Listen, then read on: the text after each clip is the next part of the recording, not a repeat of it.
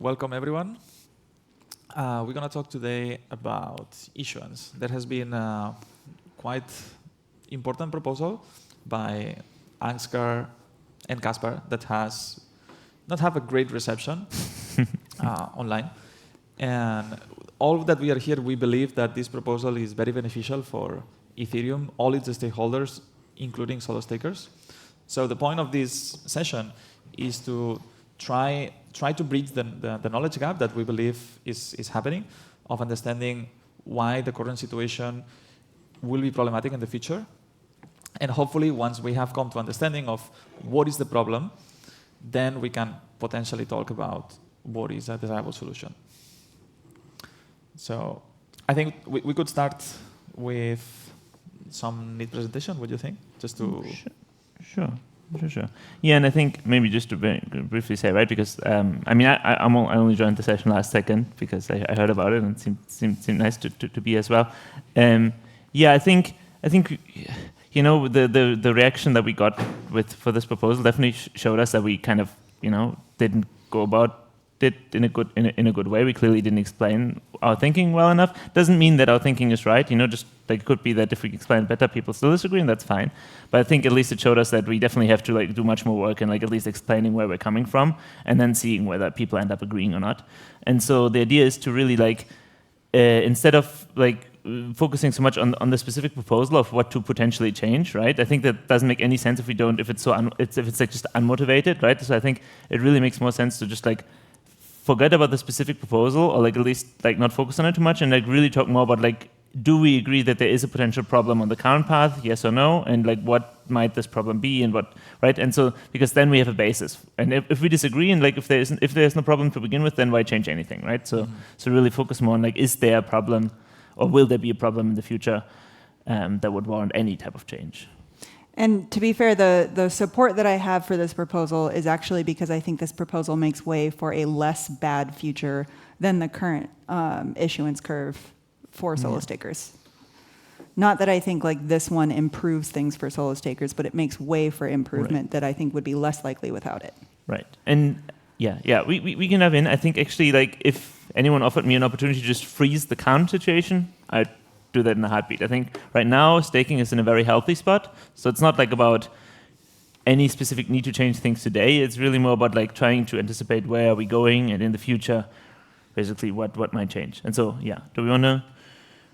Does this screen sharing work or not? Otherwise, we can. Small technical difficulties here, but I'm sure we'll fix that in a sec. Otherwise, I do have a laptop with me. We could switch over as a backup at least.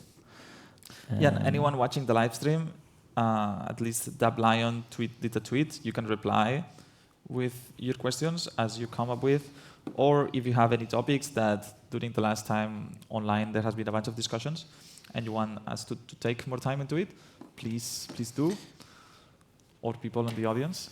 Yeah, and also maybe I can take the time while we wait to just briefly say, because also on the little cover slide for our talk, it also says, Ansgar EF, and as always, I think sometimes there is this perception that the F is arguing for this, the F is arguing for that. That's not really how research works at all. This is my personal opinion. Obviously, Kaspar and I worked on this together, so it's also at least mostly Kaspar's opinion. Clearly, there's some nuances maybe where we don't fully have the same opinion, but basically, the two of us, we have worked on this together. I have some colleagues that we were able to convince, and that they now hold similar opinions, but that's not, I'm not representing them, obviously, and then much less representing the F or anyone. It's really, I think this is something we and the community should talk about. That's all, really. We can also skip slides and just draw. Yeah, if we're in the mood. Can we open the drawing app? Well, no, the problem is not the slides. The problem is the screen sharing at all. Oh. So I have pieces of paper and markers, but I don't think that would work well for the stream. Right. Do we? Yeah. Yeah, so again, I think I'd rather focus first on why would we need a proposal at all, right? And so basically, because I think the slides are nice to have, but we can just get back to them later. But but we can just start chatting. So the idea really is more to say, hey, right now we had like 26, 27% of ETH staked, right? That has grown over time. When we launched, we were like a very small number. Like over time, we keep seeing more stake. And so the question was just, is that going to stop? Is that going to continue? And if it's going to continue, is that a bad thing, right? Or like what are the consequences? And so basically, the idea is that when the beacon chain was first designed, it wasn't really designed around the idea of liquid stake. It was designed more around the idea of solo staking, right? And so solo staking, of course, inherently is a somewhat like it requires some minimum like skill. It requires some minimal trust into your own like abilities to securely and reliably manage a node. So there was inherently the idea was there's only a limited portion of the overall ETH holders that would be comfortable being solo stakers. And so initially the idea was just the intuition was just there's always like some sort of maximum amount of ETH that would ever be staked, just for practical reasons. And now with the advent of LSTs, which again LSTs are great. I don't have anything against LSTs. It's a good way for people that also want to contribute, but not necessarily have either the enough ETH for like 32 ETH or something, or just don't have the technical skills required to still participate, right? And get some sort of upside. So it's not like there's no inherent problem in like liquid staking directly, but the effect of liquid staking has been that basically now all of a sudden there's no longer this kind of barrier to entry so much. Like anyone that can basically just take the ETH, swap it to stETH or whatnot, and like have participate. And so, especially as over time, like the LSTs get more and more de-risked, which in a way it's a good thing, right? They basically their governance gets more robust. They really put a lot of effort into trying to be as secure and as like basically risk-free as they possibly can. You just imagine like more and more ETH flowing in, and that's not just something we imagine. Of course, we see this, right? Like day to day, there's more ETH flowing in, and most of the new stake coming in these days is going into LSTs, not solo staking, right? And so then the question becomes like, how far can this go, right? Like how far can this curve continue to grow? I guess we already talked about it. Basically, like and if you look at like what is the protocol willing to pay for stake? Like yes, it gets less as more people stake, but you still get some money for staking. Even if we were to go to like 60 million stake, 80 million stake, 100 million ETH stake, there would still be rewards paid out. So it's not clear that basically the trend stops. So basically this was our first observation. So there's really kind of like two separate observations. Observation one was just like, there's a good chance that the stake over time grows to a very high portion. So that's kind of observation one. And then the observation two is like, is there anything wrong with that, right? Like, does there have to be anything wrong with it? Why would there have to be anything wrong with that? And we convinced ourselves that we think that basically a situation of, say, 80% ETH staked is meaningfully worse than it is today. And we have like a few different like categories of like what, I can, again, like point being here that like solo staking inherently has like trade-offs, so not everyone can or would want to become a solo staker. I'm like super grateful for everyone who is a solo staker today, but not everyone would ever become a solo staker, so there'd be an inherent limit. SSPs don't have that limit, right? So that was kind of what those slides were about. And then we basically come to the section of like the concerns we have. And I guess this is maybe now where we have to try to convince you all, because I think, at least so far, I would assume that at least it seems plausible that we could keep going up quite a bit higher, right, in terms of stake. It's not like infeasible. It's not like guaranteed. It's not guaranteed that we go to like 80% stake, but at least there's nothing inherently making that impossible, right? And so now I think maybe where it's more controversial, or where maybe people don't necessarily agree, or we have to like make more explain more our thoughts at least, is like why would this be a bad, or might this be a bad thing? Also, I don't know. I'll just like keep talking, but you all feel free to jump in. I will just say, like, so we started off with what 15% yield when we were trying to incentivize people to stake, and as time went on, like when the beacon chain started, when the beacon chain launched, there was a high percentage of independent operators who launched then. Ever since then, that percentage of independent operators has gone down. It's mostly liquid staking protocols that are throwing in new stake. The point of staking is to secure the chain. The chain is secure. That is true right now. And people argue about like what the minimum number for that is.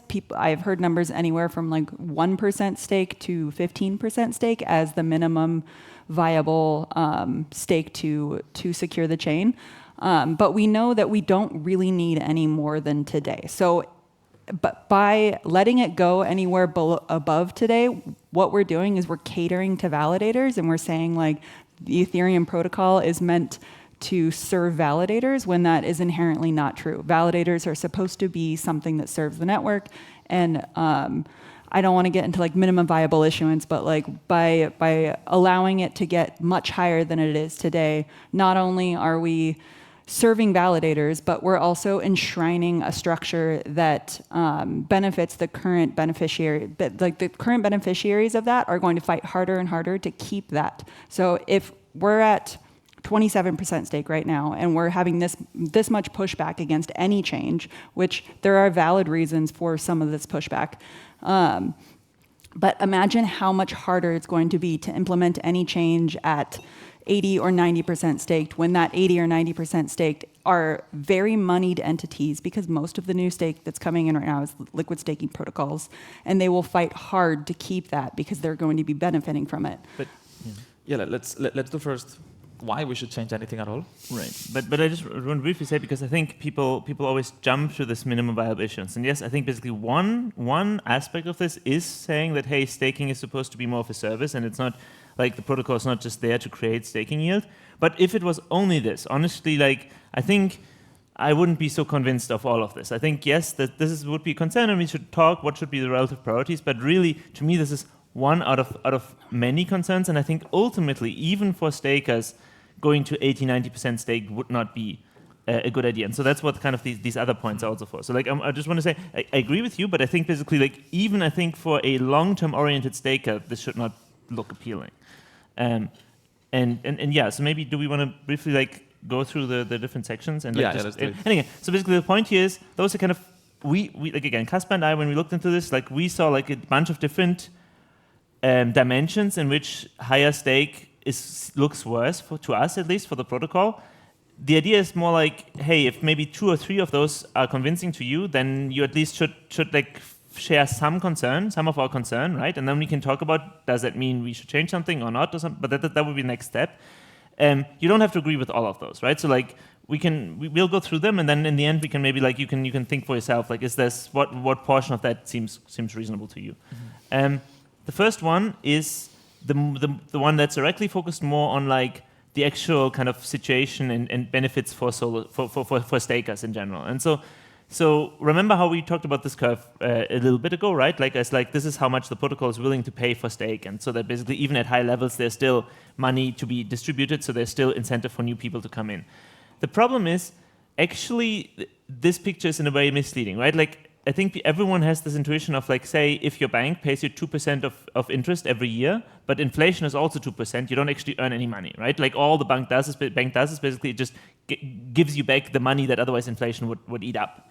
And that's actually the exact same thing with staking. As basically everyone starts staking, it means that really now everyone's balance goes up by 2% every year. But that's meaningless because that's basically at the same time inflating the overall Ether supply by 2%, so you don't actually earn any money, right? So basically, if only a small portion stakes, then basically staking is like a redistribution of the people that don't stake, and they pay via inflation for security, and they pay it to the solo stakers or like the stakers in general, which is healthy. It's a very healthy thing. Basically, I for example, most of the Ether I hold is not staked, so I'm very happy to pay an inflation tax to the people that do stake and that basically secure the chain that I'm using, right? That's a good thing. As everyone stakes, there's no one anymore to tax, right? There's no one that basically actually pays for anything here. It's really just like an accounting thing. Everyone balance goes up by 2% without anything changing. So really basically what you'd have to talk about is like the inflation adjusted yield. So basically like how much does your balance actually go up if you take into account the overall inflation of ETH, right? And we did this, we basically took this curve, and instead of basically, so this is the nominal one, and now this is the exact same curve, and you can see on the left, basically the old gray line was the line that was not adjusted, and now you can see on the left, the lines are basically identical, because yes, if only few people stake, the dilution, the inflation doesn't really make a big difference, but of course, if you were to go to like all the way to 100% staked, all of a sudden you wouldn't actually earn any real money anymore. Yeah? You want to grab the mic for lives? I don't quite understand this. Like, isn't a huge part of staking just the exposure to underlying asset, and in terms of real yields, what counts more is none of this, but what the underlying asset's going to go up or down. Isn't it a lot more influential if you really want to call something real yield? Right. Shouldn't be accounting as well for the actual price of ETH? Right. So, I mean, here we're just basically comparing different classes of ETH holders, right? And so the idea is this is all denominated in ETH. Like, you can also already just have the upside of just holding ETH if you think there's upside, of course that's a thesis, but you can do this by just holding ETH. The question is, what extra benefit do you get by going from there into staking, right? And so in this picture, basically, there's still this gap between staking and not staking remains large. So basically, because if you don't stake, you do have this kind of inflation penalty. So in a way, you're still like, stakers are still 2% better off than ETH holders. But if you just think about you want to grow your overall share of the total ETH supply, basically you're kind of treading in place. If everyone stakes, then at the beginning of the year you hold like 0.00002% of all ETH in existence, and at the end of the year still hold 0.00002% of all ETH in existence. So if the ETH price overall didn't change, then also like your balance, basically the value of your ETH didn't change, right? So if the ETH market cap didn't change, then also the value of your ETH didn't change. So really, this is basically just saying, like, in a way, it's like very like if you think about it like a little bit, it's really easy to just build up intuition around this. It's like similar to how, I like this analogy. People are always like, oh, it's too militaristic or something, which fair enough, but it's just a really good analogy. So you know how like some countries have a draft where basically like young people have to like go serve in the military, and that's basically how they defend themselves. And then some other countries are like, no, we're not going to do this. We're just going to pay like a professional military or something, right? And we pay for that by taxing the people that now don't have to go themselves defend the country, right? And so in a way, this is the same question we have here for Ethereum. Do we want to have a professional group of people that do the staking and secure the chain for us? So that would be the current situation is basically we have these experts, these amazing people that basically just like spend their effort, like their attention to like secure the chain, and they're paid by taxing everyone else via inflation and giving it to those people, right? And that's, I think, a really good system, right? Because it means that if you're like more unsophisticated, you just want to use the chain, you want someone else to make sure it's secure, you just pay by like whatever the current, we can see the current dilution is maybe at current levels, it's 0.8% a year or something. You basically pay a 0.8% per year tax for security, and the people that actually do it earn something. If we instead go to like 100%, now we're basically in this draft world. You don't actually earn any money. You don't earn money for it becomes a duty. So now everyone basically has to participate in securing the network, but no one earns anything from it. So that's kind of because there is no source. Like money is just like a purely like distribution kind of system, right? You can't create money, you can't create value out of thin air with money. You can only like redistribute who has which resources. And so once everyone stakes, there is no redistribution possible anymore. Yeah, I think to nail in your point, here at the extreme of the curve, what you think is happening is if you don't stake, you're just not making anything. And then people that choose to stake make 1%. But that's not how it works. What's going to happen is that if you don't stake, you will lose 1%. And if you stake, you would make 0. So you have an incentive to just join the staking, I don't know, corpse, this draft, just so you don't lose any money and just stay the same. Yeah, I'm guessing we're going to get there. Thanks for the explanation. That's a lot clearer. The problem with having like a professional, I guess we're going to get there at some point, right? But the problem to having a professional military as well is that you get a population that's maybe not attached to that. Like there's benefits to drafting normal people to go to the military as well, right?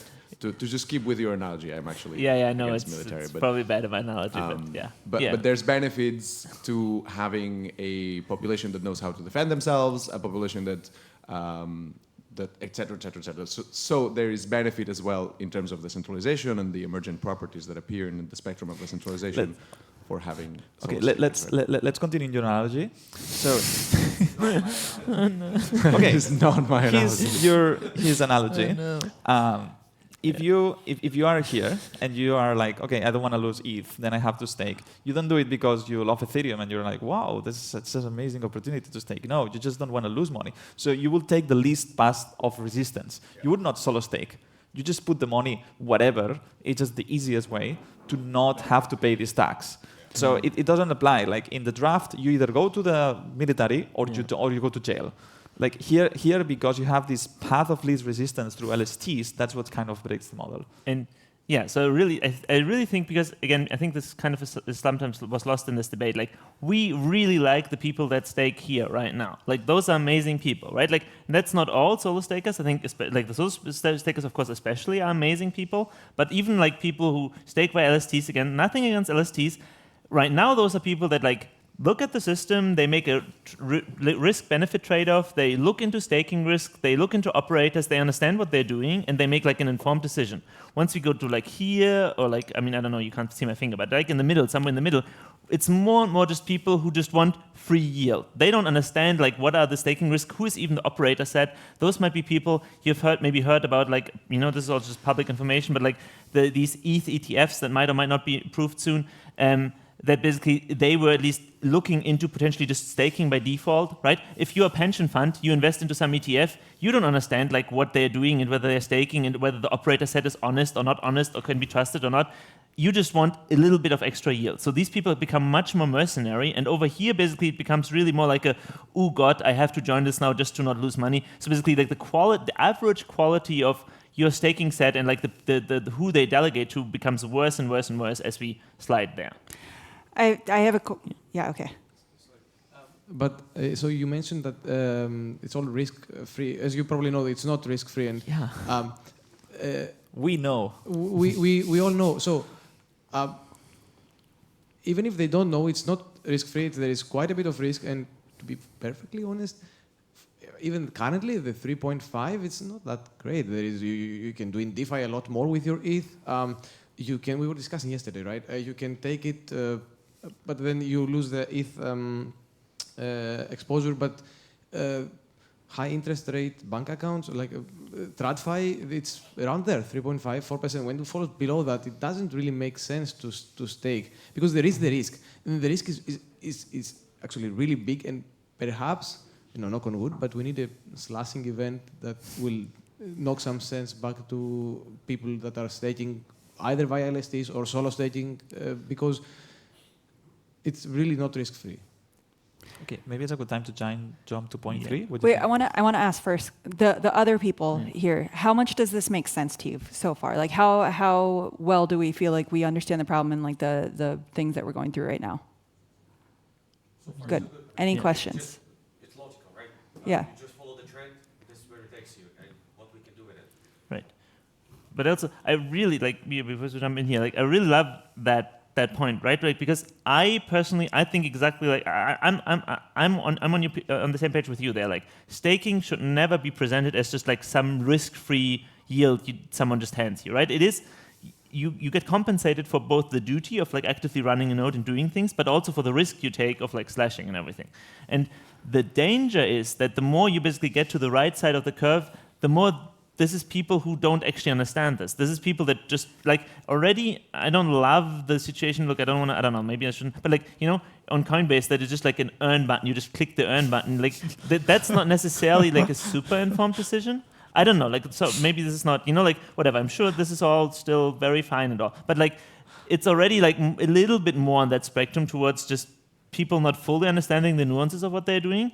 If you go, like, to the very right, this will happen more and more. So I worry, and like maybe now you can talk a little about like this protocol security point and how this could get even worse as we yeah. Yeah, it's a great point with Coinbase. It's not earn maybe or maybe lose all. It's just earn. No, actually they have insurance for this. So it's like, again, like I don't want to, sorry, because this is I'm not criticizing any entity or anything here. It's really just like my personal. No, but I think the point is when you go to like these ETH ETFs, it would be you have money on a pension fund that will put the money on some intermediary that it will eventually land in Coinbase and then somewhere. So along the lines, there is definitely some disclosure that maybe you lose your money, but it's so detached that it loses credibility.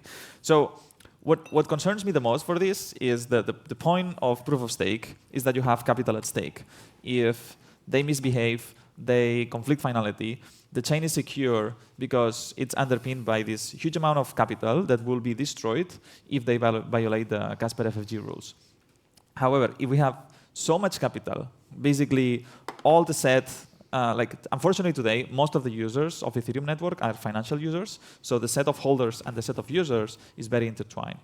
If now everyone has to stake to not pay this inflation, the set of users would be roughly equal of the set of holders, which will be roughly equal to the set of stakers.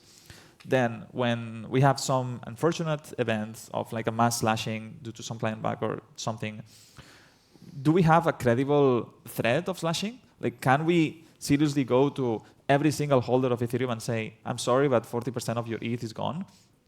Is that a credible threat?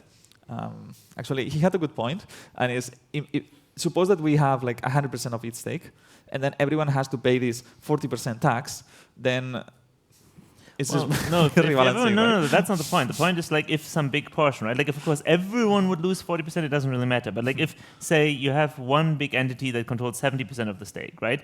And now they have a mass, like they get slashed, right? Then of course it's very different because the 30% that actually didn't do anything wrong, they would, they would rightfully say, hey, this, these people need to be slashed. But then, do you actually have the governance power to if then like there's a huge outcry and all these people, like especially because again in this future it's not the people that made an informed decision, it's just basically they were kind of pushed into this, and they'll come and be like, I didn't do anything wrong, like I wasn't the operator, like you told me, like basically staking is the default now, and like now I lost so much of my money, please bail me out. And so the problem isn't even necessarily the question of would we actually bail them out. I think it's more the perception of already, because you said, right, it's not risk-free. The question is, would the perception always, like, is there risk that over time the perception becomes, if there's one dominant LST, I might as well go with that dominant LST because surely they would be bailed out. They are so big now, like they just become too big to fail, right? Like the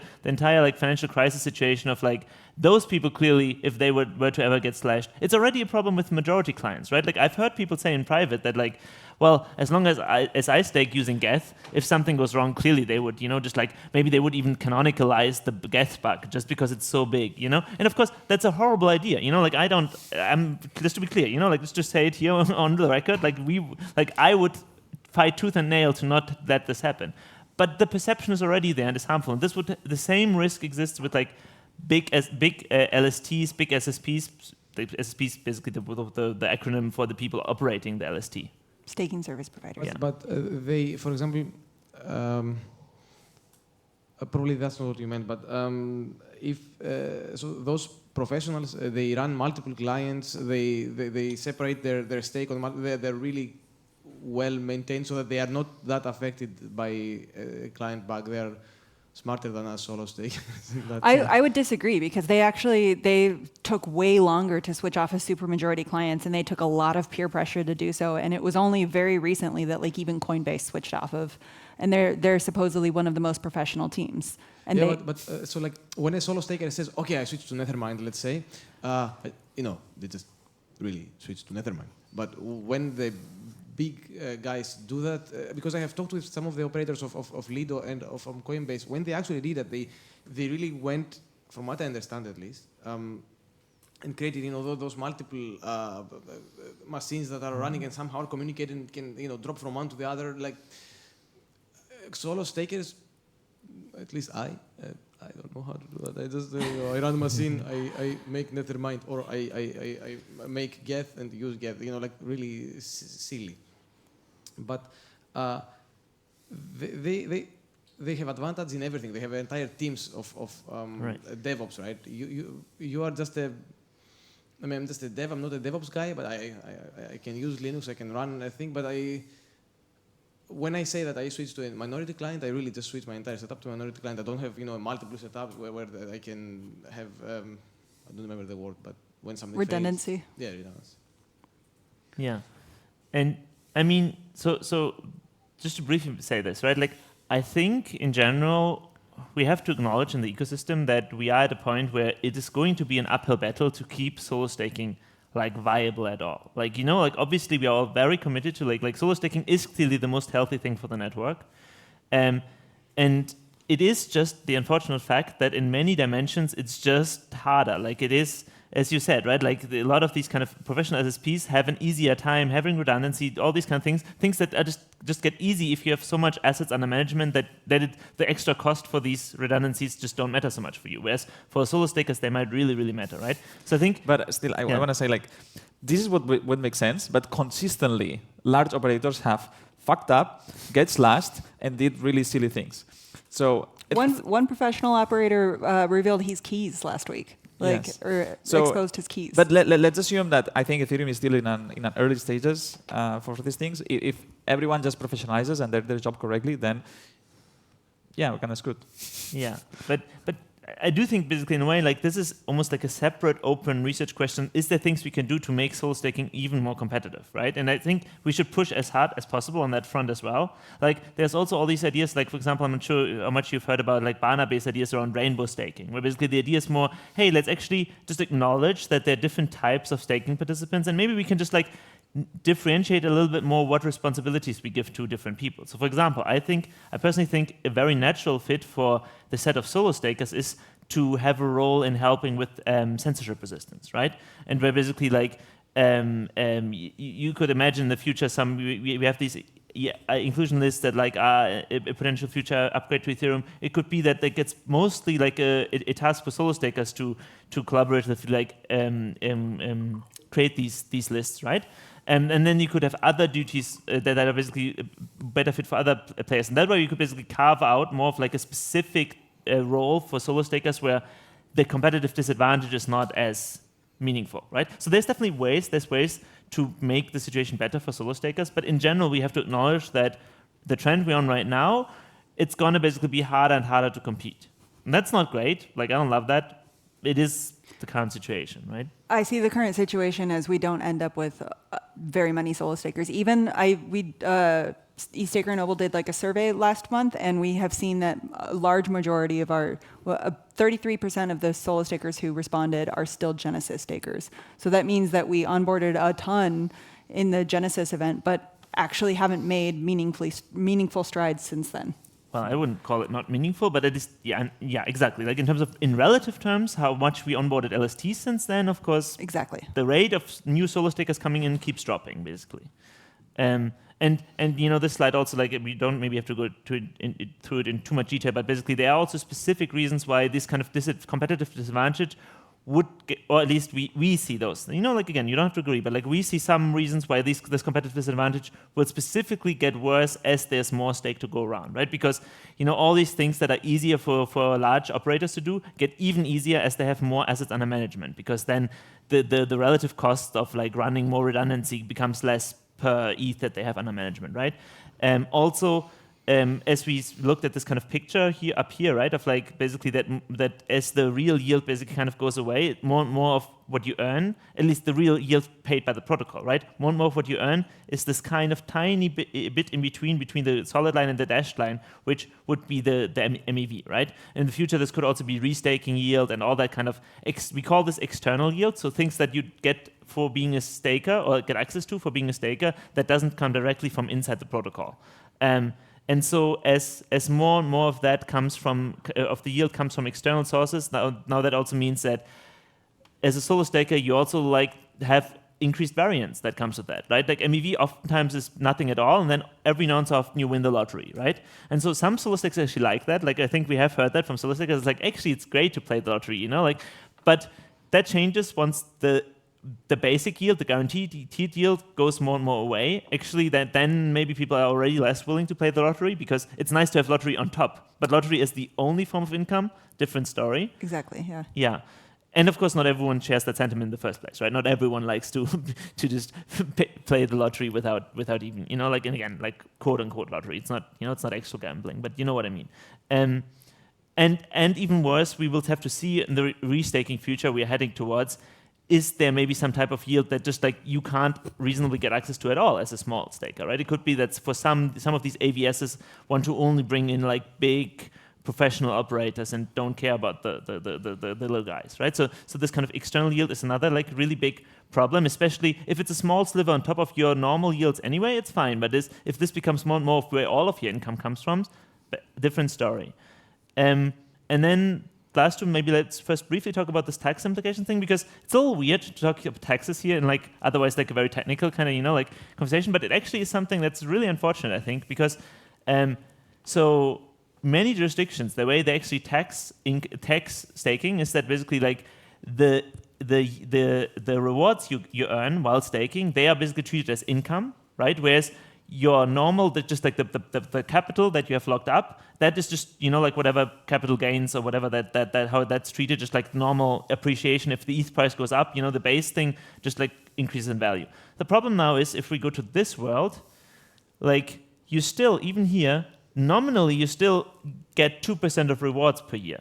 The problem is that only basically offsets the inflation. So it's similar like in your bank account, if like, for example, there's 10% inflation, as we had like a few years ago, and you earn 10% of interest, you still have to pay capital income tax on this interest, even if it literally just offsets the inflation. So basically, you pay taxes on something that's not actually real gains. And so that's like another way where basically solo stakers get hit by this, whereas LSTs can be structured in a way where basically that's hidden away, right? Like it's one token, and under the hood, this kind of the portion of what is new rewards versus what is basically existing capital that kind of shifts. But because you only hold the token, that's abstracted away. You can't abstract that away. At least I'm not aware of any design that can abstract that away for solo stakers. So again, a bit of a nuanced, weird point, taxes, whatever. But we've heard this concern specifically raised by some solo stakers. We talked about this already, and so it seems to actually be a reasonable concern. And then the last point, and that actually, by the way, also gets back to what Lefteris said earlier, right? Of like, well, 3%, maybe that's already the minimum of like what you need anyway, because otherwise you could just take your ETH and do other productive things with it, yeah, right? You can use it in DeFi instead. And this is true today, but that's kind of to this point of liquidity gap to LST widens as they gain adoption. We have like an entire separate point on this, network effects of money. There's a big concern here that like this is the out of all the 5 concerns, this is the one that has the most of like a flipping point, like some sort of like point of no return character here, where basically right now today ETH is the useful asset and you can use it like all over the place in Ethereum, right? And then if you instead hold an LST like stETH, CBETH, rETH, those it's still nice that you can buy and sell them at any moment instead of with solo staking where you have to basically wait for the queue to unstake, but you can't really use them that much while you hold them, right? Like the liquidity on like Uniswap pools for stETH or rETH or CBETH much less than for ETH, and also you can't take out CDPs on Maker or like all these kind of things, right? So basically like it's much less useful than ETH. The problem is right now, even like the most dominant one, like stETH or something, right? Like it maybe has 10%, 15% or so of all ETH, and under it, 10%, I think, roughly, I don't know. And then there's still 75% of just unstaked ETH, right? So there's much more ETH in existence than stETH. And I'm just using stETH because right now it's the most popular one, right? Like, so of course, ETH is the one that's used as default everywhere. But once that ratio no longer is so clear-cut, one very dominant, the other not, right? Like you can imagine once we have 50% staked, 60% staked, at some point the dominant LST will have just as much liquidity as ETH, as raw ETH, right? And so then all of a sudden for the DeFi protocols, it's more and more attractive to support that asset as the default asset. Or for Uniswap pools will have just as much liquidity on that pool as they have on the ETH pool.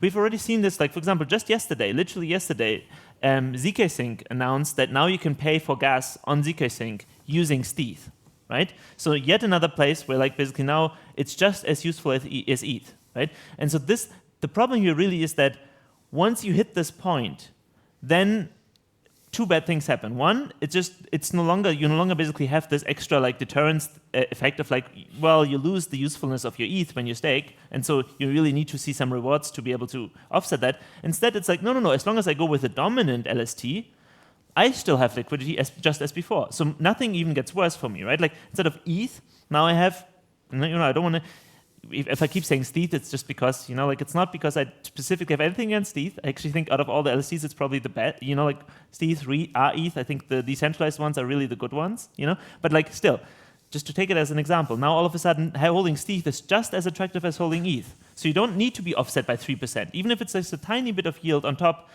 why not? Why not take it, And not only that, this can even flip, right? Once you get to that point, now basically there's nothing stopping further rushing in. So once we have like 10% raw ETH or 20% raw ETH and we have 70% the dominant LST, now all of a sudden the default is only this LST, and like raw ETH becomes less and less useful. You could have L2s, like for example the Blast L2, right, which people have opinions on anyway. I don't want to, like I'm neutral, so do what you will. But they only, like basically they take your ETH and then they just stake it all by default, and they don't even tell you about it, right? Like basically on the L2 side, you still see an ETH balance, but it's not actually ETH, it's actually under the hood staked ETH. So, you get more yield. But you get more yield than backed by Paladin. Yeah, exactly. It's like you get free money, like so all rush in and like trust the multisig. Anyway, so the problem really is that this becomes really, really unhealthy. And the bigger problem, the one that I'm really worried about is at that point, all of a sudden, the runaway effects of that dominant player become huge, right? Do you really want to hold the LST that's useless while everyone else gets, can still trade it for their favorite NFT, and you're just stuck with it in your wallet and you can't use it for anything? No, of course. So the moment one of them, how do we unlock this? It's okay. Okay. The moment the moment one of those becomes dominant, now for all the other LST holders, it's an easy swap. Just go over and participate in that staking. But also for solo stakers, like basically they see all those LST stakers now be in this beautiful world where they can still use the LST just for money, like raw ETH, and they are stuck with illiquidity, right? So both the gap between this dominant LST and the other LSTs, but also the dominant LST and solo staking becomes wider and wider. And that's why the current situation, look, today, again, that's why we started the session with saying, if we can just freeze today's situation into place, beautiful, right? Like I have nothing against, I think actually it's a very healthy situation we're in today. The problem is, a future like this would look very, very fundamentally different. I don't know, I think we kind of went through most of the points. Does anybody have any questions? Okay, we identify the problems, and I think that I don't think that anybody would say that these are not problems. Like we all agree. I'm just not sure how reducing the issuance curve in the way that the particular proposal would actually solve this, because, of course, maybe I misunderstood it, because there was not an easy to digest document, let's say, and maybe this is also a problem with why we have all this pushback. The maybe main point would be, from what I understand, we would even go to negative issuance, or am I wrong in this? There would be a point where that's not the current proposal. Okay.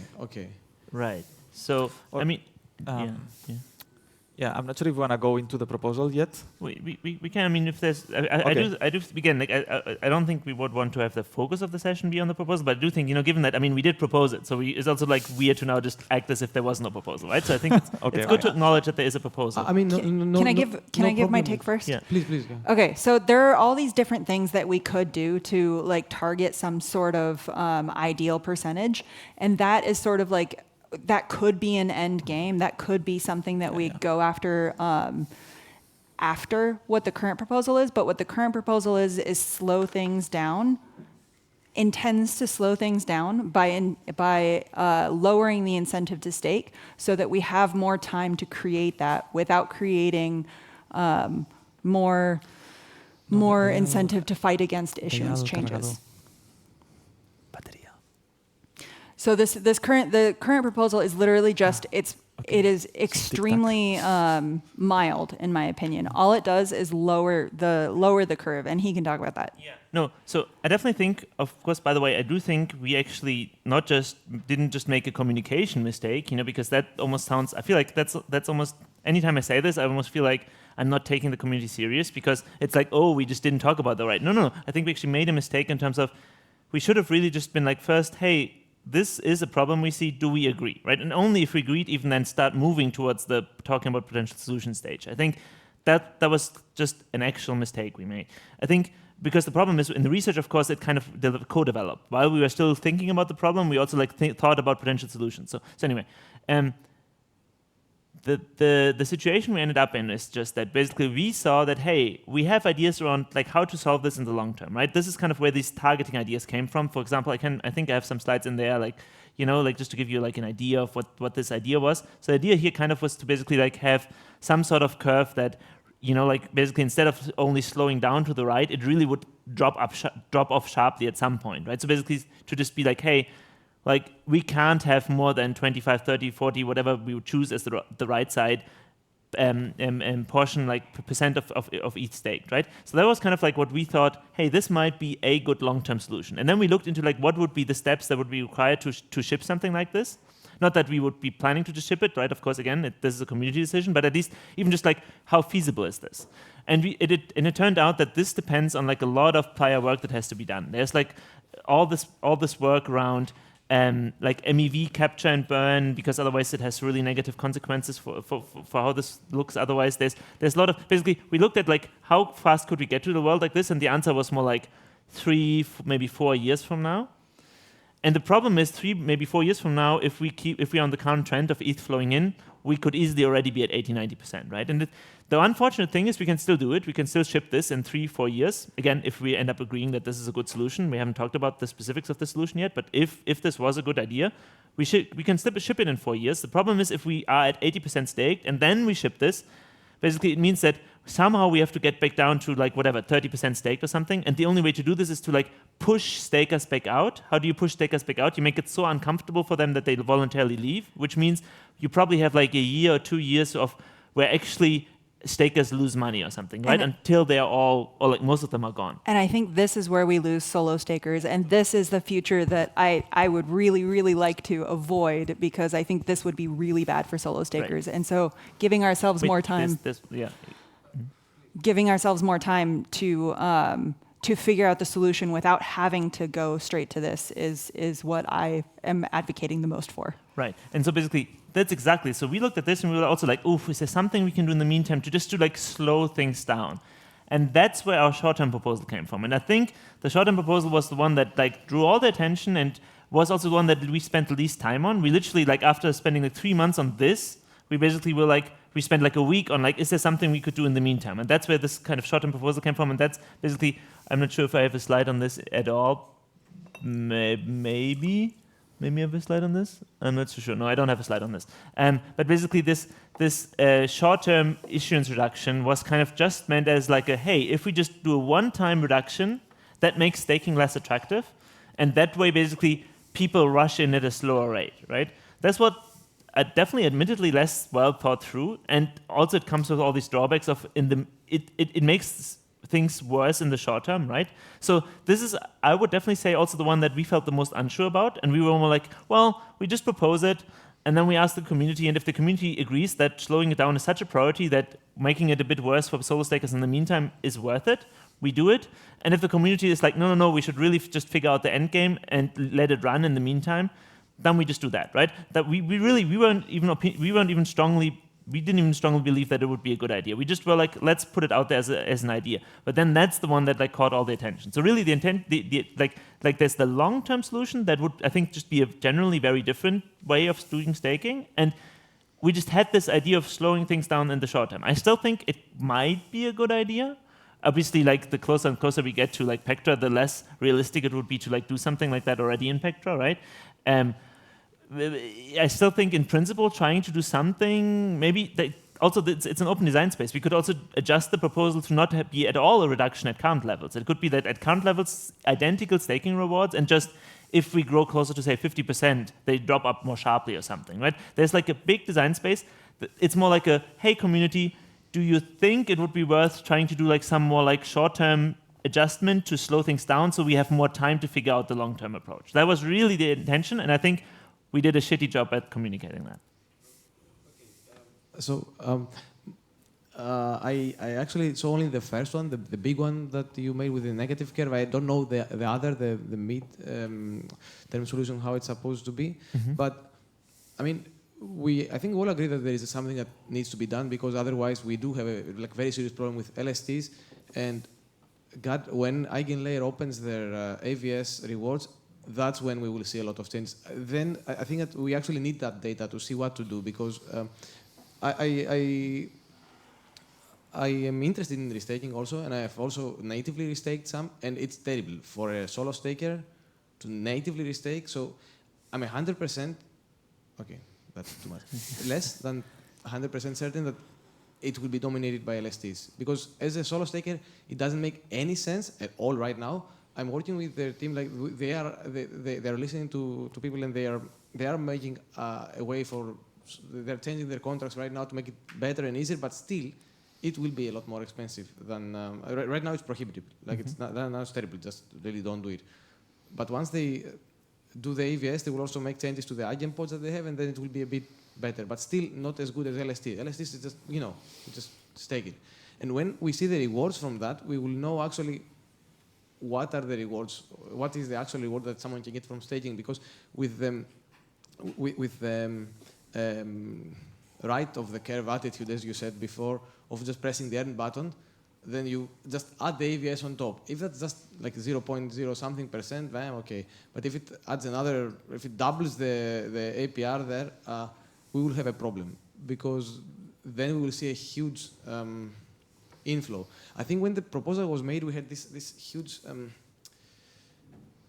the income input queue, not input, Deposit queue. deposit queue. Wow. Yeah. Yeah. Sorry, I have reached an age where I can't even speak. I know the feeling. So the deposit queue was really like crazy back then. Right now it has really died down, but I think that we are the calm before the storm, and the storm will come when the AVS start working. But I also don't know what is the good solution, because as some criticized that negative that negative issuance curve proposal, because solo stakers would immediately drop off. Like the moment it goes very low, I mean negative, I wouldn't let it go close to there. But the economics of scale that big operators and big LSTs have is like that they can actually take the loss for a bit, and they will stay there. They can even go negative. We can't. Like that would be impossible. So I don't know how to. I don't know how to solve that. And this is one of my biggest issues with that proposal. So just to briefly address, I agree, by the way, also that, like, for example, with restaking, and just to briefly point it out, because people keep always thinking that we are like super hostile towards like Lido or towards Eigenlayer or something. That's not at all the point, right? It's not Eigenlayer's fault. I mean, obviously they should try to focus as many resources as possible on making it easy for solo stakers to participate. So to that extent, maybe, like they could do better.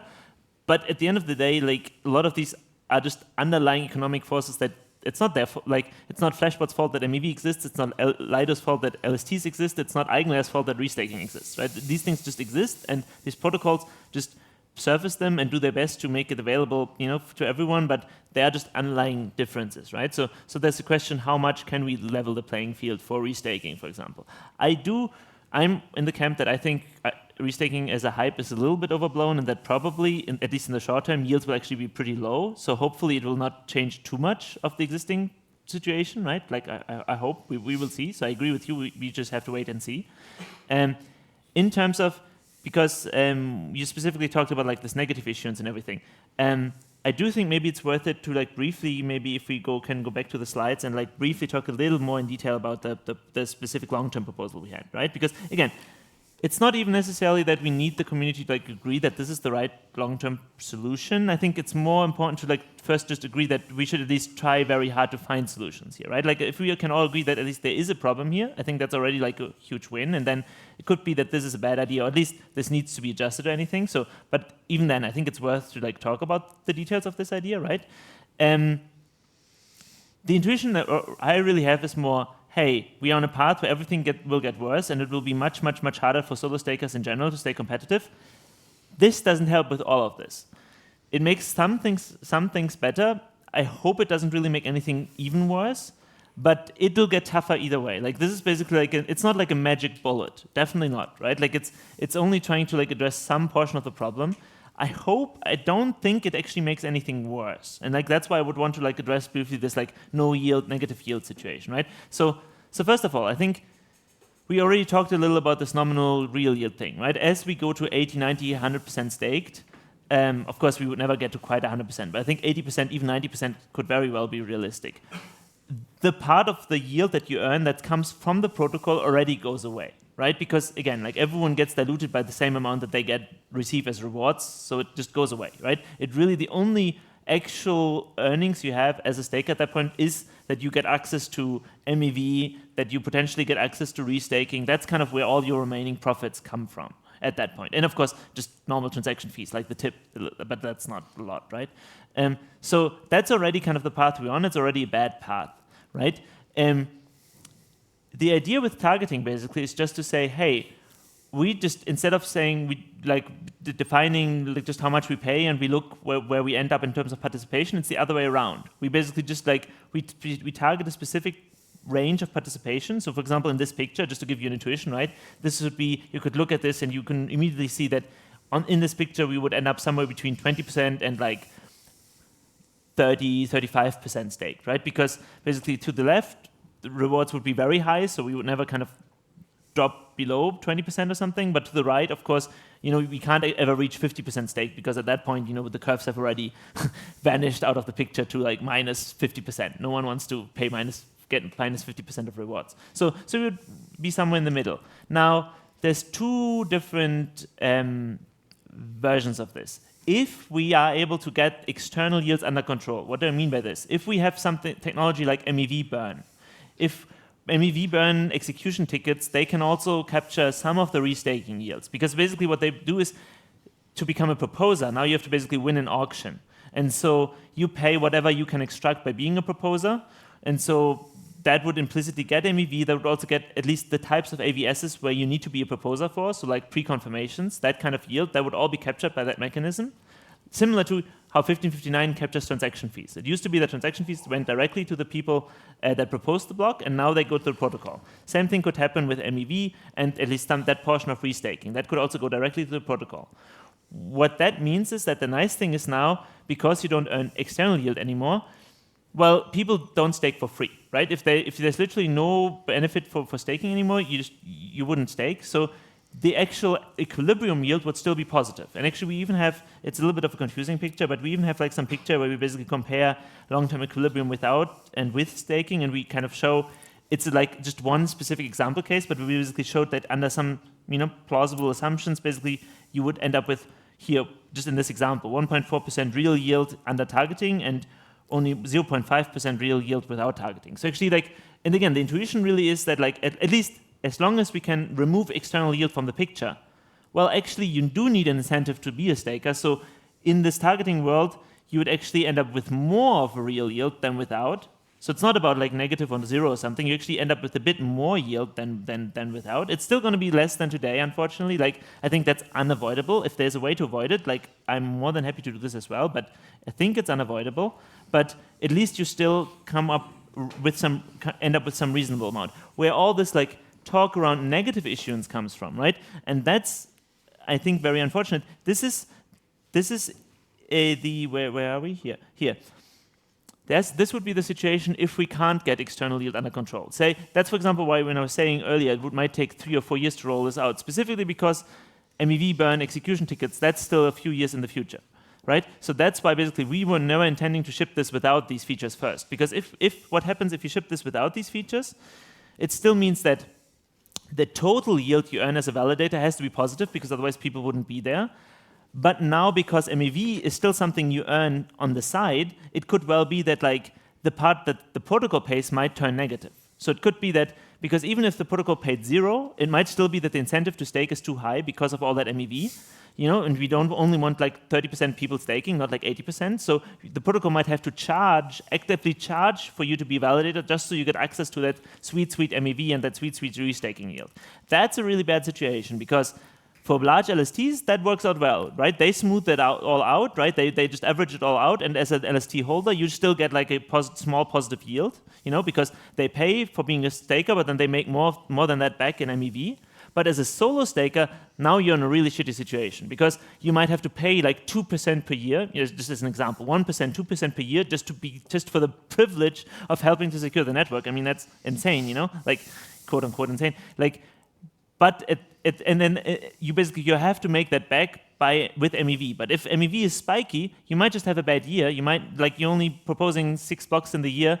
None of those come with big MEV. Now you actually lost 2% in that year. That's a really bad situation, right? So if it could be that over time maybe we decide that might still be worth it for some weird reason. Like for example, if the other concerns besides just solo staking viability would be so high, we could still chip this even without MEV burn or something. I don't think that's a very appealing option. I think this really only makes sense once we get this external yield under control, because then the base rewards, the protocol pays are still positive. But that's kind of where this entire negative yield story came from, right? Basically, if we were to rush shipping this before we get external yield under control, that would be the result. And I will say that result seems even worse for solo stakers than if we do nothing. And so that's not what I'm personally arguing for. Do we have any questions? Lift Harris, will you pass the mic back? Thanks. So, have you guys considered the economic impact on Ethereum if we get to the point of forcing people to stake to not lose their ETH? Because I think it's very important to acknowledge. Right. What do you mean by the economic impact? Yeah, the price of Ethereum crashing. Well, I mean, obviously, I don't want to talk about the price of Ethereum, right? But I will say, okay, let me try to be diplomatic about this. The one point we didn't even talk about, right? Because I'm almost like tired of this. It's like this, the whole MBI thing of like, blah, blah, blah. Because yes, I kind of still, I'm somewhat sympathetic to MBI. I think why overpay for security? I just don't think in my list of concerns of why we should not just go to 80% stake, MBI is literally the last one, the least important one, right? At the same time, of course, yes, how attractive ETH is as money and whatnot, it does make some difference in the world, right? And I think one other part of this is if we end up replacing ETH by some LST, right? The default money of Ethereum, again, whatever that means, being money, whatever. Just if you don't like the term money, just think of the default token, the default base token on Ethereum. If that is no longer ETH, but stETH or rETH or CBETH, right? To me, that means that now Ethereum just is in a worse spot, right? As a user, in one world, I have a completely neutral token. It's directly at the base of the protocol. There's no risks other than the chain risk itself, right? It's the native token of the chain. In the other world, now I have to pay a yearly fee on the token. I have some governance that can make decisions on the token. There is some contract risk. There's some operator risk. Basically, now there is no neutral token anymore in the entire network. I would argue it makes ETH as money or as a token less attractive. So I would expect, again, I'm not in the market of making predictions about market caps or anything. I would predict that would make Ethereum Ether as a whole less attractive. I personally, at least, I would probably be well, I guess then Bitcoin is the only really token we have in the ecosystem. I would buy Bitcoin. Bankless has a really good episode on this about the M0 money, M1 money, and how this essentially turns this into an abstracted version of ETH that is basically not much different than banked dollars. Right. But I think it's important to really acknowledge that you don't have to buy into any of that side of the story at all to be worried here, right? Even if you think all these ETH is money people are completely insane, which fair enough, I think that's not a completely unreasonable position to hold. You should still be concerned because of all these other things that I think are even more important. But at the same time, I do acknowledge that if you actually do think ETH as money is at least part of what makes Ethereum attractive, then I think you should be extra worried. Well, and someone asked me if the entire global economy works fine with M2 money, why wouldn't crypto? And well, the point is what the hell are we doing here? Like, are we just recreating the same financial system in a decentralized blockchain? It doesn't make any sense. Like, the problem is that we have this curve from Genesis that is allowing this to happen. So we don't have to go there. We don't have to have Ethereum as M2 money and everyone just having to rely on one entity that could screw the whole system and then having to do a bailout. We don't have to get there. And the main difference that I see, or one of the big differences in 2% and 1% the iPad will crash, but so keep these pictures in mind. But one of the big differences between I see between crypto and the legacy financial system, I don't even look.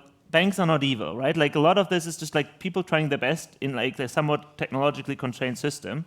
The problem is if you want to store your money somewhere, you can't really opt out of the system. You can choose a different bank. You can, in principle, keep it in cash under your like mattress, but that's not really a viable option. So you can't really opt out. The problem with this kind of system is now you also can't really opt out. Yes, in all likelihood, actually, the situation we end up in is that like a lot of people choose to have their ETH intermediated anyway. It might be in a layer 2, which has bridge risk. They might hold it at a custodian, which has custodian risks. But this is opt-in. This is like you can choose to do this, or you can choose not to do it. You can always basically go back to the base layer. Are we not? Not charging. Well, maybe it's also not discharging now. We will find out. Tune in on the next episode of Do We Still See a Picture? But basically, the important thing is basically like this would turn the opt-in nature of taking only the risk you want to into like this is the risk you have to basically take by default. So I'm personally super passionate about that. I think it's insane if we create another system where basically we have a base layer that you can't opt out of. There's basically like some base kind of trust setup where you can't just be like, nope, I'm going raw. Yeah, I think that would be really bad. Do we want to make liquid staking protocols the next banks? I have some online questions that we can address. So Ladislaus on Twitter asks, how shall we think about how much economic security is sufficient, present and long term? And how do we assess that we are overpaying for staking? I don't have a good answer for that. Right. I think this is like almost the fuzziest question of all of them.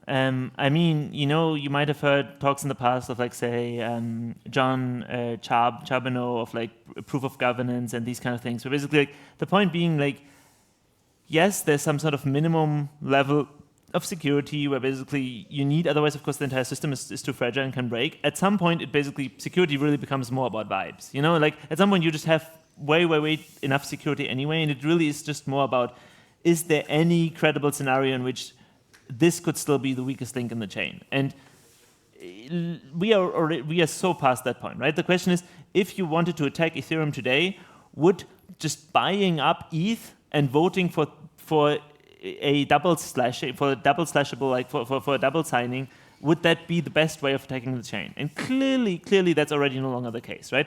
You wouldn't be able to get away with like billions of dollars invested in an attack like that.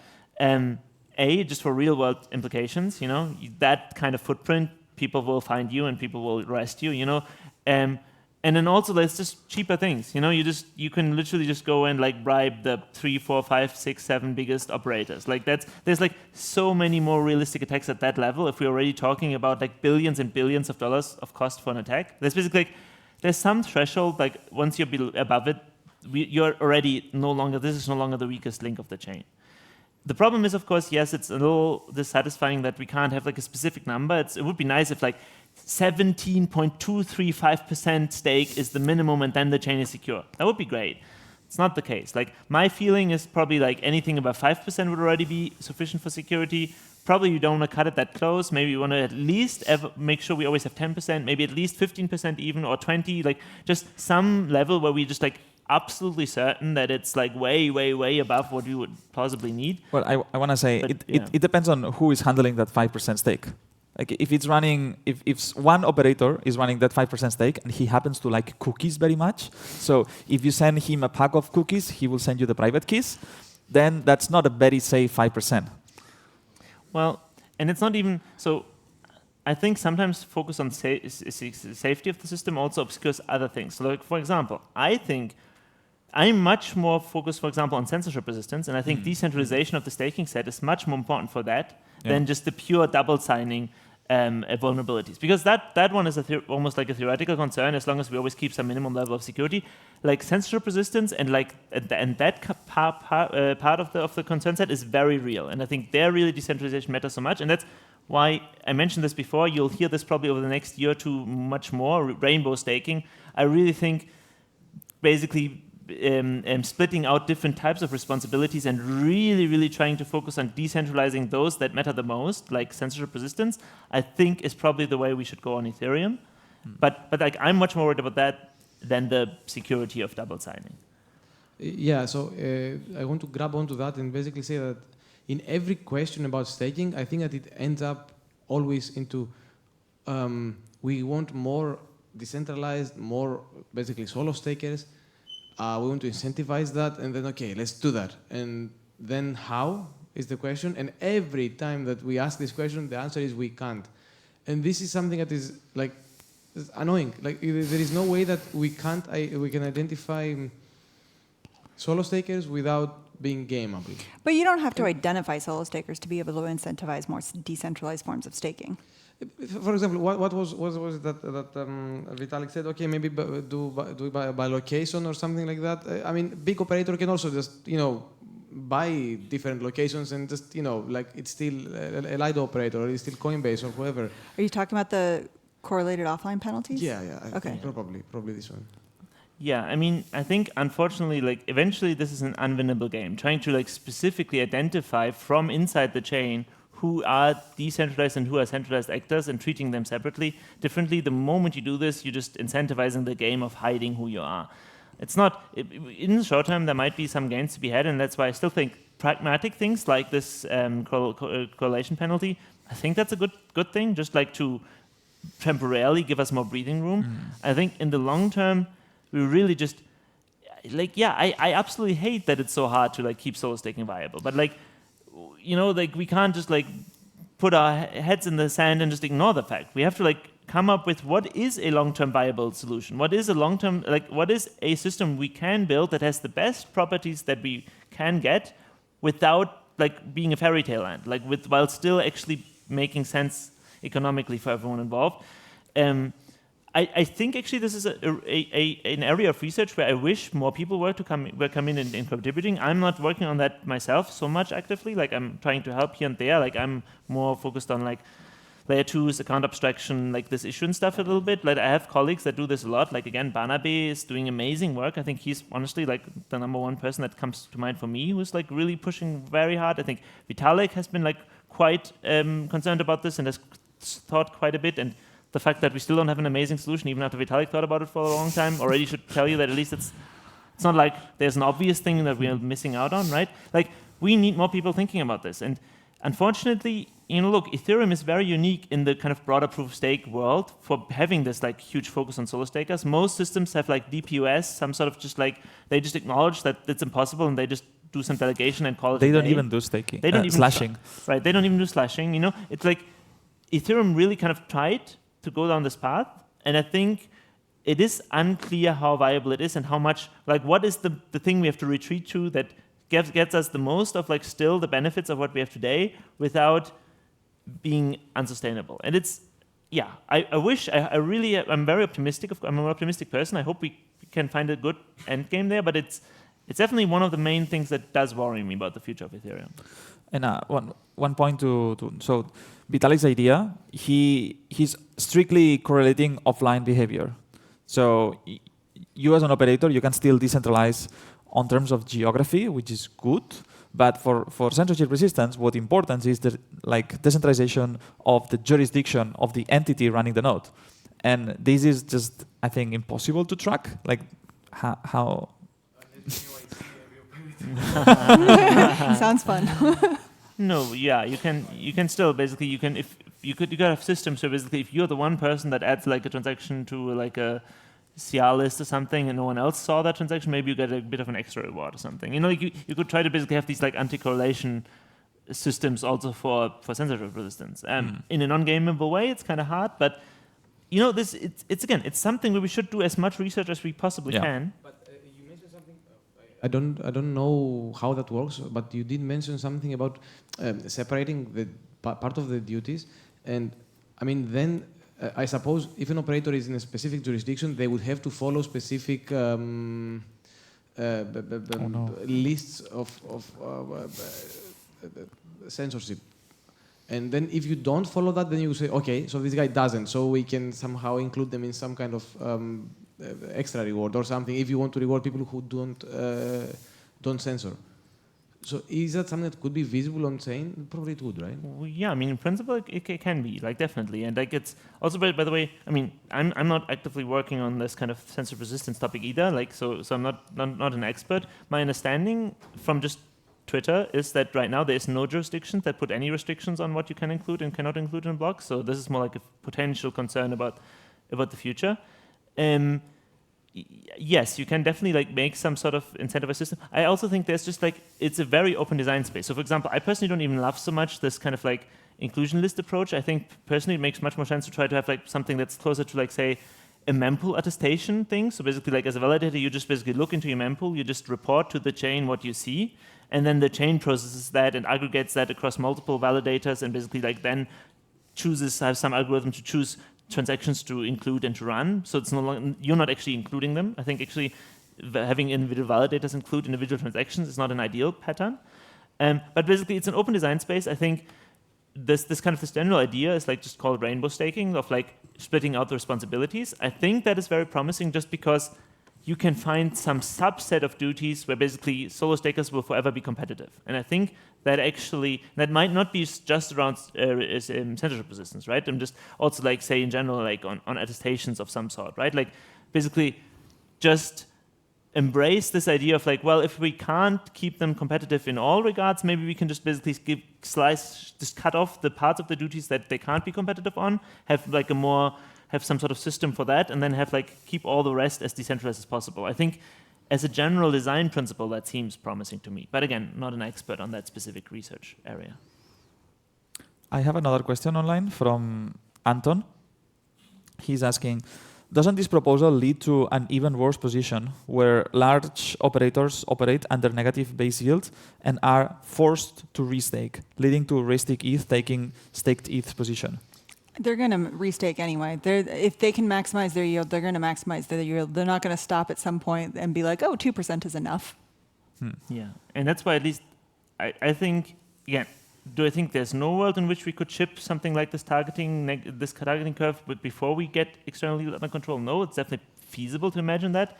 But that sequence of shipping features definitely would be the one that would hit solo stakers the hardest, because then you basically end up in a world where validators would have like a negative base yield and would have to make it back by restaking by MEV, and that is just much harder for solo stakers to do.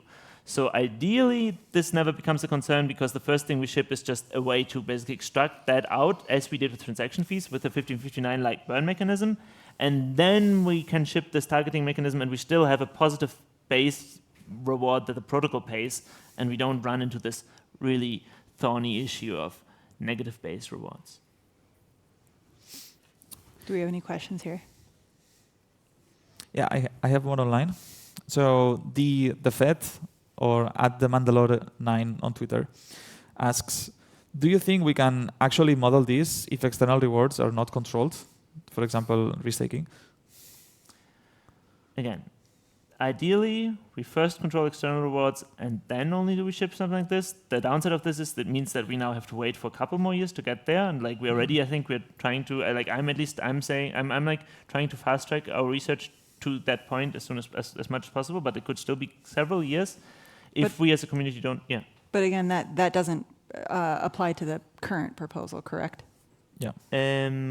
So again, there's two proposals. There's like, what should we do in the long-term proposal? And then there's the, hey, this is something we could do in Pectra proposal. This is what we could do in Pectra. That does not have anything to do with negative yields. That's just like a reduce the current rewards a bit proposal. But I think a lot of people are sort of mixing up the long-term solution, which there are like 100 different variables in, and like nothing has been decided. And the fact that this next proposal, the actual one that has been proposed for Pectra, doesn't involve that at all. Right. And I mean, honestly, I would actually be quite curious, maybe also with the people here, like, is there any, like, what's the general feeling? Because again, even for something like that could be in, say, Pectra or the one after, even like one of those more like short-term slow things down proposals, even there's like a big design space. It wouldn't have to come with like an issuance reduction at current levels at all. You could just imagine, I don't know, do we still have an iPad to work with? Yep. How do we? We have the answer. Then I can just maybe briefly draw basically how that could look like, and more as like a caricature, like of. So basically, yeah. So if you imagine, right, like, how do I? You want black? Yep. Sure. There you go. So if you imagine this is like today's issuance curve, right? What you could basically do is our current proposal was something like basically this. So it basically. Oh wait, no. How do I? Yeah. Yes. As you might imagine, I don't have an iPad myself. So basically, well, something like this. It would basically already half or it starts a little higher, I think, but you get the idea, right? So it's already like meaningfully. So maybe it was more something like this, but basically it's already meaningfully lower at current levels, right? So there's of course this kind of one-time reduction. Not like I understand that's pretty opinionated. That would make the situation much worse for solid stakers today. Still, we thought, okay, maybe that's a good idea just because at least it's a one-time worsening, but then you slow down this continuous drift into a worse situation. But if, for example, people were like, well, we should do something, but this is too harsh. For example, one thing, oh, great. Yes, wow, I feel so much like a boomer. One thing we could do is we could basically have a curve. I mean, this is, of course, this is going to be a little bit like a caricature, just so you get the idea. It could basically be the absolute same, and then we just say, hey, at 30% or something, it basically just like drops off much sharper, something like this, Where basically it's like, hey, same rewards today, it's just if we go above 30%, it basically starts dropping off much sharper. This could also be a potential, like, big design space. The question that I would be curious about, like, you could also, for example, it could be that people are like, well, definitely not Pectra. Pectra is like insane. It's like so close, it would be the end of this year, like that's way too sharp, but maybe the one after or something. I'd be really curious, is there like, do you think basically like we should never do anything before we have figured out the very long term and basically like instead just risk sliding up for 4 more years and then ship the long-term solution? Or is there anyone like, how do people think about like more pragmatic in-between solutions to try to slow things down? Because that was actually a question we had, and I feel like because of all that Twitter drama, we never got to really ask that question. So I'd be curious if someone has an opinion on Do you guys understand the question? Like, should we do something in the short term to slow things down while we work on long-term solutions? Or is this just like way too disruptive and it's okay to take the risk of having to do this painful coming back down as long as we don't disrupt things now?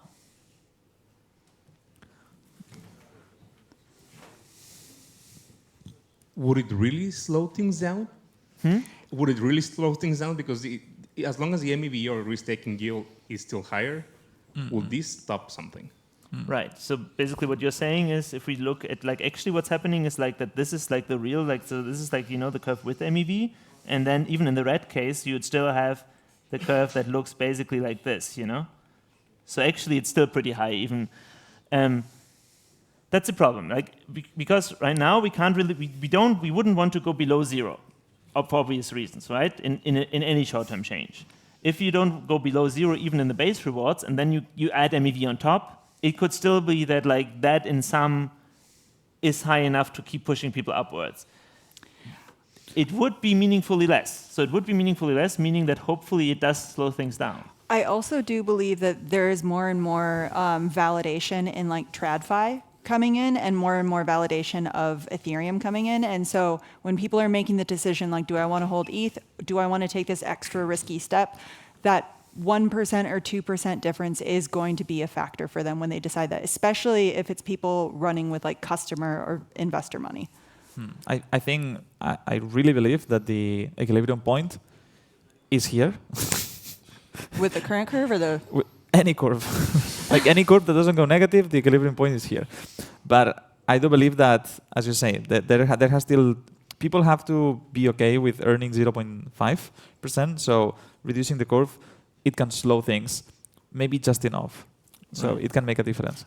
Honestly, one alternative I see to actually chipping any of this would also just be to like, and I think that's kind of the base thing that we should do anyway, is like really to give this message out of like, first of all, staking is not risk-free yield. It's also not like the risk-free rate of return. Like I've seen this meme a lot. You know, like how basically in US dollar, like the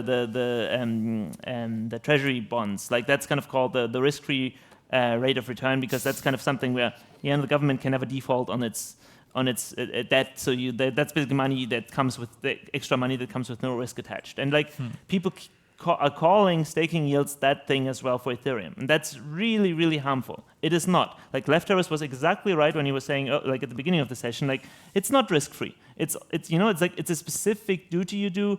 It comes with responsibilities. It comes with specific risks you take on. Like we have to kill that meme. I'm sorry, violent language, but like we have to like make sure that goes away. We have to make sure that ETFs understand staking by default, really bad idea. If they want to at some point, and if that's allowed in the US or whatever, like if they want to at some point have a staked ETH ETF, be my guest. But like don't just take your ETH ETF, stake under the hood, and still call it ETH ETF. That's really, really problematic. Same thing with layer 2s. Don't just stake customers' ETH by default. That's customers and users ETH by default. That is insane. Like you're putting their money at risk. You're lying to them about just like risk-free. You get some 2% extra ETH while it's just sitting there. That's not the case. You are putting their money at risk. Don't just do this, right? Like just establishing those social norms. Unfortunately, I think the history has shown that like you can only go so far with social norms. At some point, economic pressures just break through social norms. But maybe if we can create enough of like a wall for like that type of behavior, enough of a red line in the sand, and basically just have social pressure on layer 2s, for example, to not do this. Maybe that's enough of like keeping this from happening, right, for at least a long time, enough time for us to do this thing. So I think either way, even if we end up chipping something or something in between, like this type of explaining that it's not free money. It really is not. It is a specialized service that people do, that sophisticated people like solo stakers, even like LST delegators right now do, and they get rewarded for that duty. It's not free money. So that's really, I don't know, maybe that's enough. But I don't know, sorry. I get passionate about this. But also, because it's like, look, we made mistakes communicating all of this, of course. Like, I understand this. Like, I mean, I very painfully understand this. It was also, of course, a little hard to go through that Twitter thing of like everyone just assuming we were trying to secretly ruin Ethereum or whatnot, right? Like I'm super passionate about the future of Ethereum as well. This could be like, we could be wrong about all of this. We could be wrong about the problem description. We could be wrong about the solution description.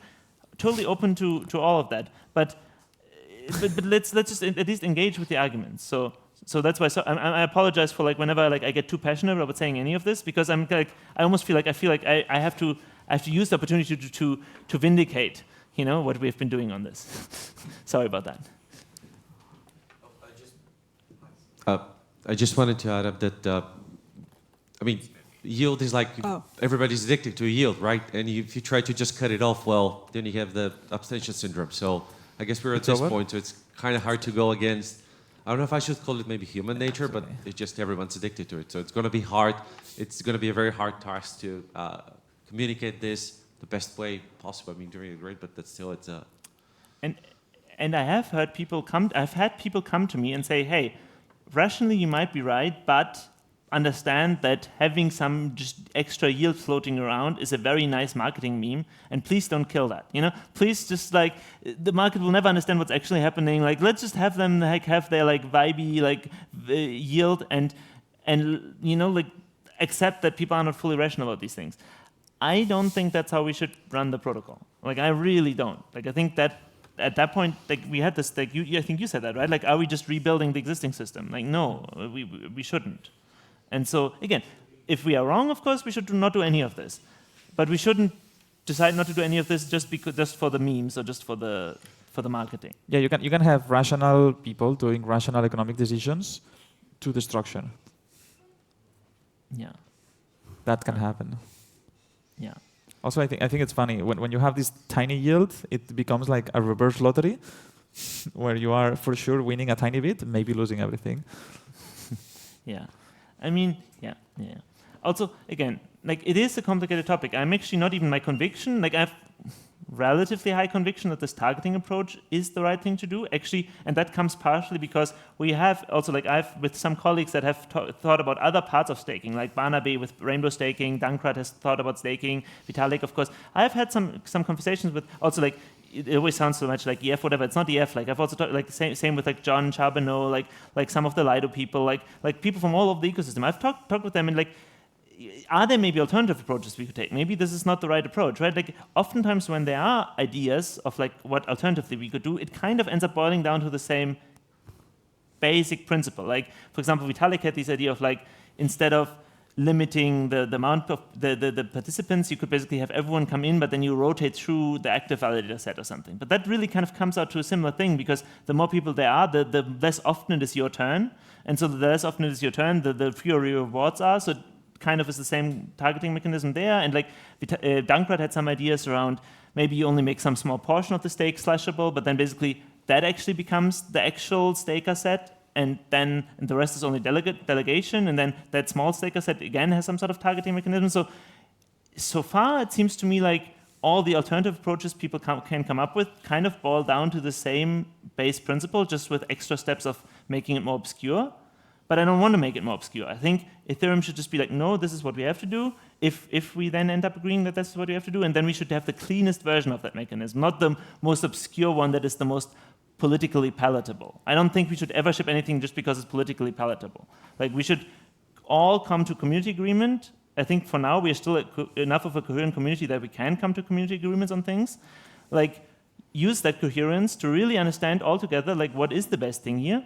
Like, this is only a starting point. This is only supposed to be a starting point. Figure out what actually is the best way forward, and then ship that, and not make compromises of, like, for political reasons. I really, like, that's what I hate about politics. You know, that's what I really hate about politics, that they always just do pragmatic trade-offs of, like, what can they get away with. That's not how I would think we should run Ethereum. I don't know.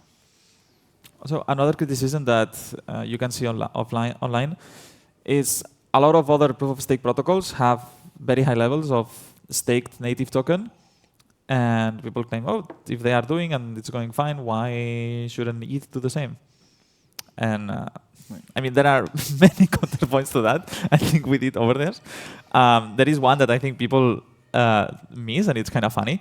So some of these projects, the token allocation is not very good, and it's also vested.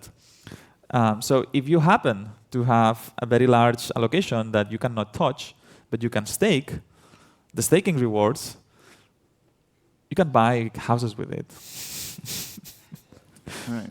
So yeah, I'm just saying, like, there are different incentives, and as Askar is saying, we should not compromise and have a solution that can make Ethereum, like, survive on the end game without having to play with issuance every 3-4 years. And also some of the takes of, like, well, it's just nicer to just have the story of free yield comes from some other ecosystems, right? Where people are like, no, we understand it is equivalent actually, but it's still a nicer story if you can tell people, if you come to our network, you just press the one button and now you just earn extra money for free. You know, it's just a nice story to tell people. And I understand that, but it is a fake story.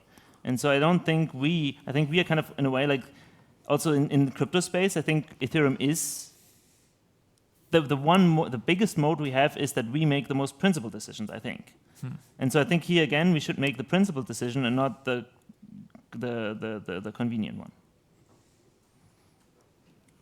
But yeah, I mean, again, takeaway is not. I also, like, I don't know really what the solution is. This is just an idea. Like, takeaway is just we really see a problem here. Like, we're just trying to convince the community that there's a problem here, so that we can then over the next year or 2 years or so have a conversation about solutions.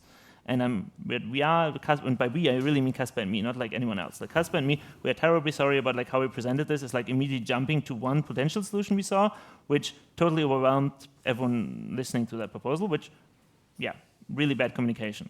I guess if I was better at communication, I wouldn't be an Ethereum researcher. It's yeah. Yeah. I have another question online.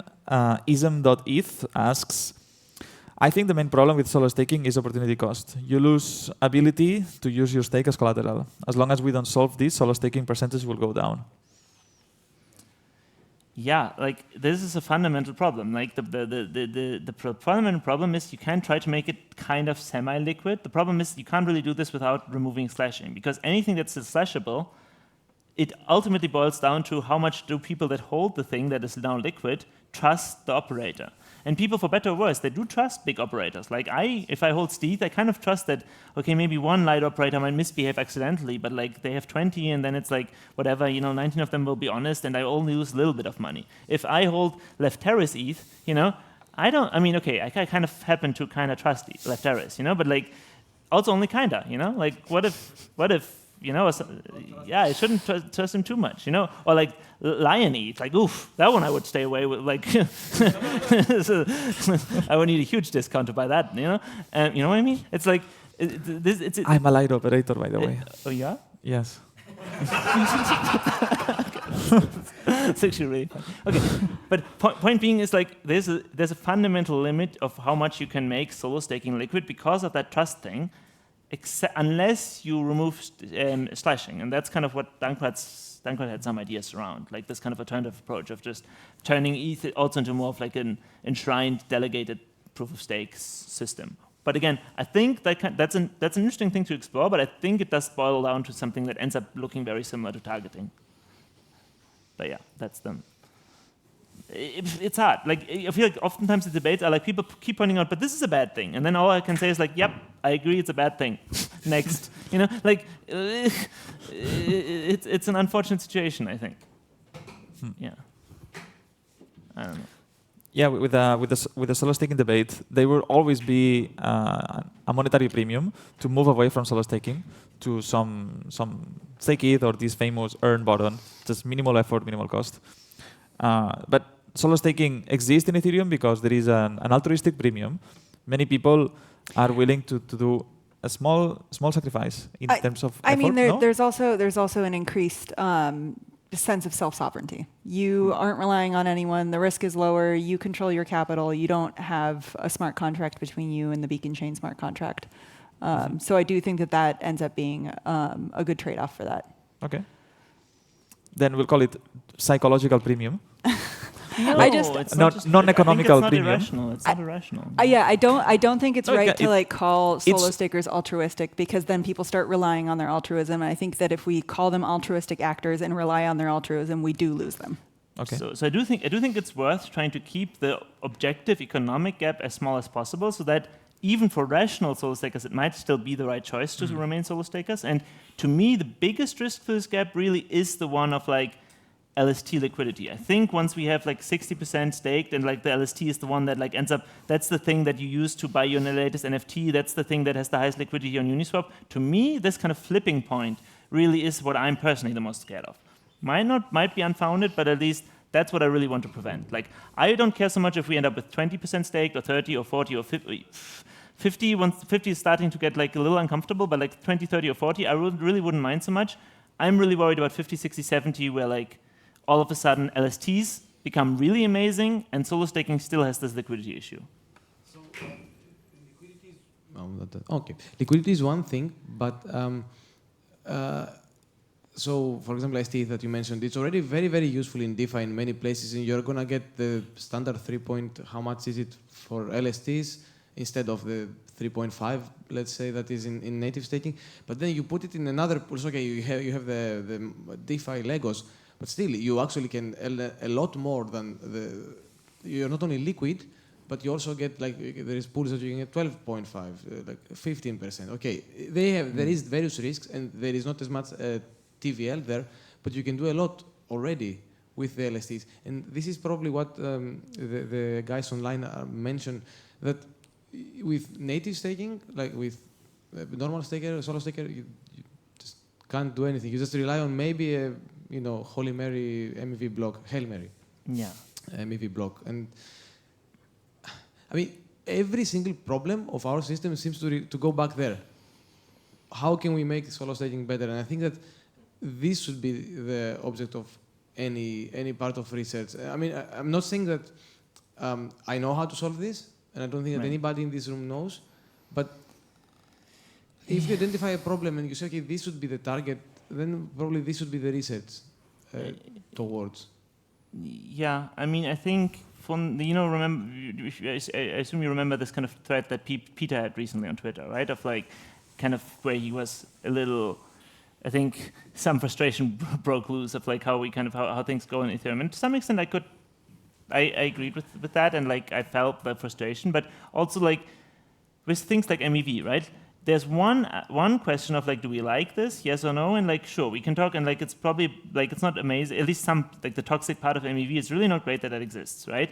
The problem is at some point, you only have the choice of like, do we keep going into research mode forever? And like, we just keep not finding a solution because it's like intrinsically just either impossible or just too hard to find a solution, right?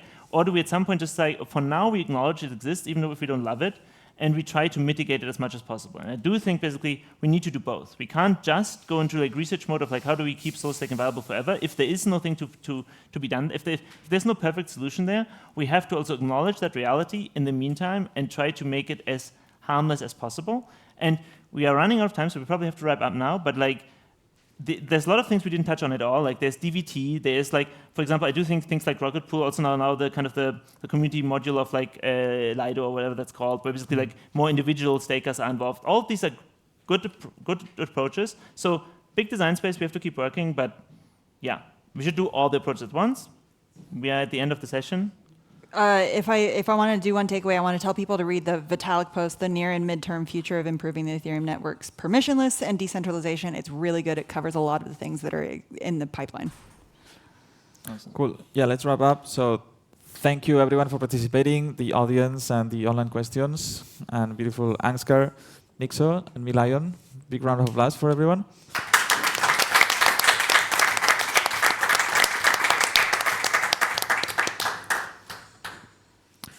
And thanks especially to you too. Like I heard about the session like 2 days ago, and I was like, oh, I'm also in Berlin. Let me try to join. But like it's really those two I think that have been driving that. And like I'm sorry that I ended up keeping talking so much. That's what we passion. brought you here for. Yeah, thanks especially to those two. Like that's been amazing, an amazing session. Thanks everyone.